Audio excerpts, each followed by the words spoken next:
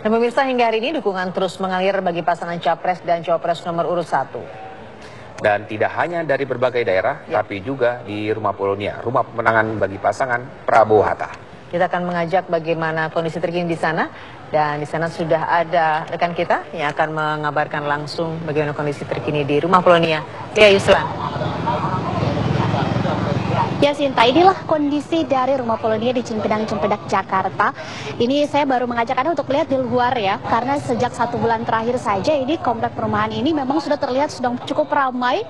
Tidak hanya dengan kedatangan beragam masyarakat dan juga kelompok masyarakat dari seluruh Indonesia yang ingin mengeluarkan statementnya terkait mendukung Prabowo dan juga Hatta, namun juga sudah banyak sekali penjual-penjual pernak-pernik dengan gambar Prabowo dan juga Hatta Rajasa begitu.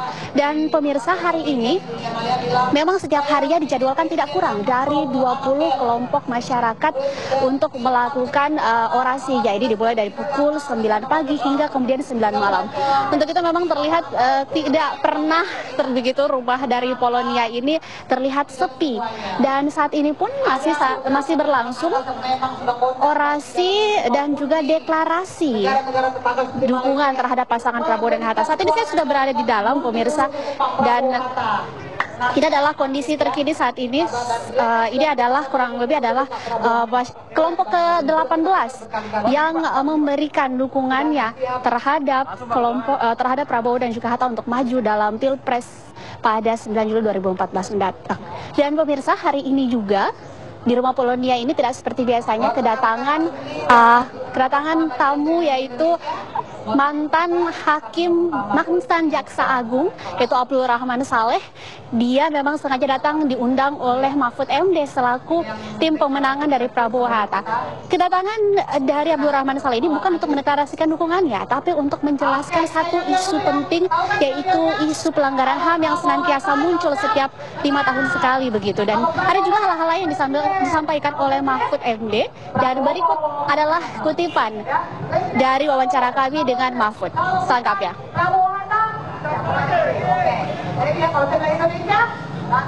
Kira kalau orang yang gitu ya, orang yang agak pintar dikit, saya kira kesimpulannya gampang.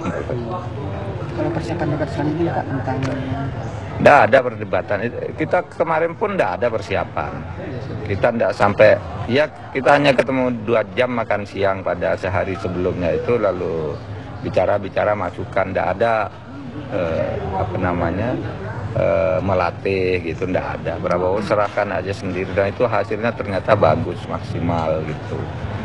Paling ya seperti saya misalnya, sebelum debat itu saya mengusulkan kepada Pak Prabowo, Pak, ditanya aja hal-hal yang hampir pasti Jokowi itu mungkin tidak ngerti.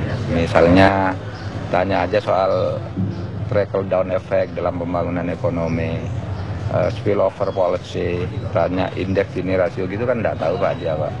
Prabowo tidak mau, saya tidak mau membuat orang tidak tahu. Saya akan bertanya hal yang dia tahu dan rakyat tahu gitu. Itu.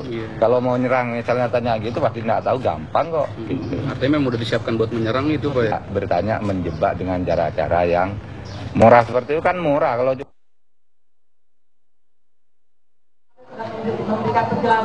Tadi adalah pernyataan dari Mahfud MD terkait dengan debat Capres yang kemarin baru saja berlangsung.